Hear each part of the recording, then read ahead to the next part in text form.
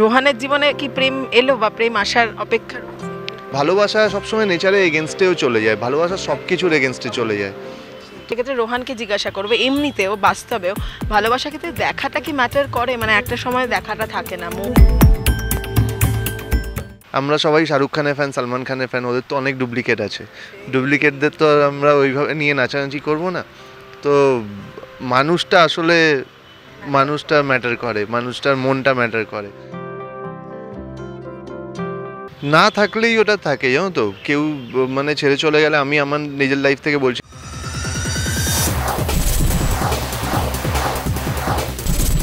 ভালোবাসার মানুষ একরকম, আবার তার মতো যাকে ভালোবাসা যায় কি না তা নিয়ে এখন প্রশ্ন উঠছে। কারণ দুজন মানুষ দেখতে এক হলেও মনটা তো এক নয়।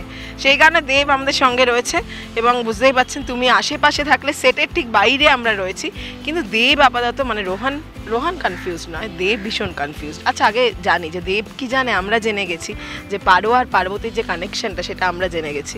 সেটা প্রথমে হয়তো দর্শক ভেবেও ছিলেন, দেব বোধহয় এখনো জানে না। না, দেব জেনে গেছে। হ্যাঁ, দেব জানে যে পার্বতী আর পারো দুই বোন। অ্যাকচুয়ালি ছোটোবেলায় ওরা আলাদা হয়ে গেছিল। তো দুজন একরকম দেখতে, এটা সবাই বলছে। মানে বাড়ির লোকেরও, দেবের বাড়ির লোকের এটাই ধারণা যে যেহেতু একরকম দেখতে, তো পারোকে দেব এত ভালোবাসে, তো ওকেও ভালোবেসে ফেলবে। কিন্তু আমি এখানে একটাই কথা বলি, আমরা সবাই শাহরুখ খানের ফ্যান, সালমান খানের ফ্যান, ওদের তো অনেক ডুপ্লিকেট আছে। ডুপ্লিকেটদের তো আর আমরা ওইভাবে নিয়ে নাচানাচি করবো না। তো মানুষটা আসলে মানুষটা ম্যাটার করে, মানুষটার মনটা ম্যাটার করে। তো সবার লুকস একরকম হলেই হার্টটা তো একরকম হয় না। তো সেই জন্যই দেব মেনে নিতে পারছে না। সেটা তো এখন সাময়িক যদি আমরা ধরি, কিন্তু পার্বতী যতটা আমরা দেখেছি, প্রচণ্ড সিম্পল সাধারণ একটা মেয়ে, মাটির মানুষ। সেটা দেখে সত্যি অনেকেই ভালোবেসে ফেলছে, হয়তো যারা ভালোবাসবে না। সেটাতে দেব একটু হলেও গলেছে। পার্বতী তো এত ভালো মেয়ে, আর খুব মিষ্টি মেয়ে, নিরীহ মেয়ে, ওকে সবাই ভালোবাসছে। সেটা টিআরপিতেও বোঝা যাচ্ছে যে পার্বতীকে সবাই খুব ভালোবাসছে। তো হ্যাঁ, ভালো তো বাসছে। তো দেব অ্যাকচুয়ালি মানুষটা তো ভালো, মানে নিজের ব্যাপারেই বলছি। তো হ্যাঁ, তো এবার পার্বতী যেহেতু কখনো খারাপ কিছু করে না, তো দেব কখনো চায় না কারোর সাথে কিছু খারাপ হোক। মেনে নিতে হয়তো পারছে না, যেহেতু পারোকে খুব ভালোবাসে দেব, কিন্তু পার্বতীকে এখনও মেনে নিতে পারছে না। বাট পার্বতীর কোনো ক্ষতি হোক দেব চায় না। পার্বতী যাতে মানে সবার সাথে থেকে কোনো অসুবিধা না হয়, সেটাও দেব দেখবে। বাট ভালোবাসাটা আমি এখনও বলতে পারছি না, হয়তো পরে দেখা যাক কি হয়, আমি জানি না এখনো। ভালোবাসাটা এত সহজ নয় যে ফ্লো। একদম একদম। একটা কথা আমি রোহানকে এবার জিজ্ঞাসা করবো, এই যে আমরা যখন পার্বতীকে দেখেছিলাম, ফার্স্ট দর্শকও দেখেছেন, অবাক হয়েছেন, দেবও অবাক হয়েছিল, কিন্তু কখনোই সেই ভালো লাগা বা ভালোবাসাটা এক মুহূর্তের জন্য আসেনি একরকম। আমি সেক্ষেত্রে রোহানকে জিজ্ঞাসা করবো, এমনিতেও বাস্তবেও ভালোবাসা ক্ষেত্রে দেখাটা কি ম্যাটার করে? মানে একটা সময় দেখাটা থাকে না, মন এবং ওই বোঝাপড়াটাই। প্রথম দেখাটা খুব ম্যাটার করে। একদম প্রথমে যদি কাউকে দেখে ভালো লেগে গেল, ওই আমার আবার ওই কথাটা বলবো, প্রেম আর ভালোবাসা আলাদা। প্রথম দেখায় যদি ভালো লাগে কাউকে, সেটা প্রেম, কিন্তু তারপরে ভালোবাসাটা আসে। ভালোবাসাটার জন্য শুধু লুকসে হয় না, ওটার জন্য ম্যাটার করে অনেক কিছু। তো দেখাটায় শুধু কিছু হয় না। এমনিতেও আমরা বুঝতে পারছি, এবং রোহন নিজেও তাই আমার মনে হয় যে, এবং অপেক্ষা করে কি, এই যে দেবের পারোর জন্য যে একটা অপেক্ষা রয়েছে, পারো সশরীরে নেই, কিন্তু মানে দেব তার জন্য অপেক্ষা করে আছে। এই ভালোবাসাটা মানুষ থাকলেও সেই ভালোবাসাটা থাকে না, আর যে নেই তার জন্য ভালোবাসা, এই ভালোবাসাটা এখন প্রায় নেই, এক্সিস্টই করে না।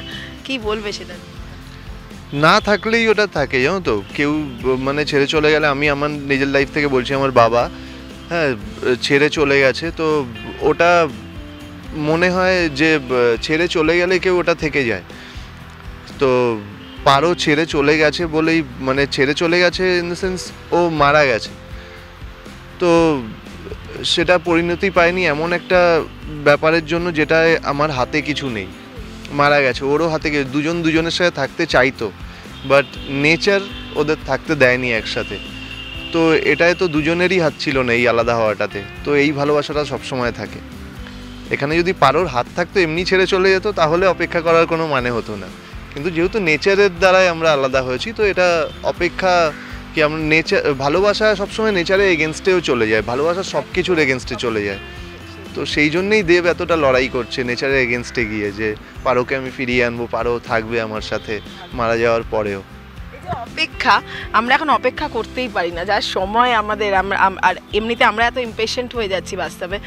রোহানের মধ্যে অপেক্ষাটা আছে, অপেক্ষা থাকে কাজের জন্য হোক, ভালোবাসার জন্য। পেশেন্স সবসময় রাখা উচিত সব কিছুতে। আমাকে বলে সবাই আমার পেশেন্স খুব বেশি, তো এটা একদিক থেকে ভালো। হ্যাঁ, তবে আমার মনে হয় আমি নতুন যারা আসে ইন্ডাস্ট্রিতে, আমাকে অনেকে বলে যে দাদা কিভাবে, মানে দেখছে আমি কাজ করছি ভালো, তো তারা আমার থেকে কিছু অ্যাডভাইস চাই। আমি সবসময় বলি যে পেশেন্স রাখো, অপেক্ষা করো। ইন্ডাস্ট্রিতে যদি থাকতে হয় অপেক্ষা করো, ঠিক ভালো কাজ আসবে। এটা সব ক্ষেত্রেই প্রযোজ্য, মানে যে কোনো ক্ষেত্রে পেশেন্সটা খুব দরকার। নতুন বছর দেখা দিয়েই ফার্স্টে কথা হচ্ছিল ধারাবাহিকটার জন্য, নিজের ভোল পুরো বদল, রোহান মানে একদম চেঞ্জ, শুধু নতুন বছর না, বেশ কিছুদিন ধরেই। এবং এই যে নিজের আমূল পরিবর্তন, এটা কি ভেবেই ছিলে যে এবার একদম একদম। আমি যেহেতু গ্যাপ নিয়েছিলাম অনেকটা টিভি থেকে, তো টিভিতে থাকলে হয় না, ঠিকমতো হয়ে উঠতো না আমার ওয়ার্কআউট সব কিছু। তো টিভি থেকে গ্যাপ নিয়ে আমি টাইমটা পেয়েছি, সিরিজ আর সিনেমা করেছি যেহেতু, অনেকটা টাইম পেয়েছি। আর যেহেতু নিজেকে এইভাবে চেঞ্জটা করেছি, ফিজিক্যালি, মেন্টালি, স্পিরিচুয়ালি সব দিক থেকে আমি অনেকটা চেঞ্জ হয়েছি। তো আমি এটা এখন রাখতে চাই। সিরিয়ালে আমাদের এত খাটাখাটনি পড়ছে, আমাদের হোল নাইট শ্যুট হচ্ছে এক এক দিন, তার মধ্যেও আমি ঠিক অন্তত 1-1.5 ঘন্টা টাইম বার করছি আমার জিমের জন্য, হ্যাঁ, মেডিকেট করার জন্য। সেই টাইমটা আমি ঠিক বার করে নিচ্ছি। তো এটা কন্টিনিউ করব নতুন বছরে, ওটাই আমার রেজলিউশন। তো নতুন বছর রেজলিউশন তো শুনলাম, এবার রোহানের জীবনে কি প্রেম এলো বা প্রেম আসার অপেক্ষা রয়েছে? কাজ ছাড়া প্রেম তো এইভাবে প্রেম তো হতেই থাকে, দেখা যাক। এখন কিছু ওরকম না, সব কিছুতে প্রেম না থাকলে তো মানুষ বাঁচতেই পারবে না, বলেছি তো। ভালোবাসা না থাকলে কি করে বাঁচবে মানুষ? ভালোবাসা সবসময় থাকে, সব কিছু, শুধু কাজে না, সব কিছুর প্রতি ভালোবাসা আছে আমার। হ্যাঁ, প্রচুর। আমি অনেক কিছু শুরু করেছি, অনেক কুকুরদের জন্য, যেটা আগে করতাম শুধু কুকুরদের খেতে দেওয়াটা আমার হতো আগে, অন্তত মানে 60 জন হয়েছে এখন আমার খেতে দেওয়ার সাথে। এখন ওটা বাড়ানোর চেষ্টা করছি, আরও অনেক কিছু, ওদের চিকিৎসার জন্য অনেক কিছু করছি। তো ওটাতেই এখন অনেকটা টাইম দিচ্ছি। আর ভালোবাসা মানুষ দিচ্ছেন যেভাবে, দেব, পার্বতী সকলকে, এই পরিবারকে কি বলবে দাদা? থ্যাংক ইউ সো মাচ আপনাদের সবাইকে।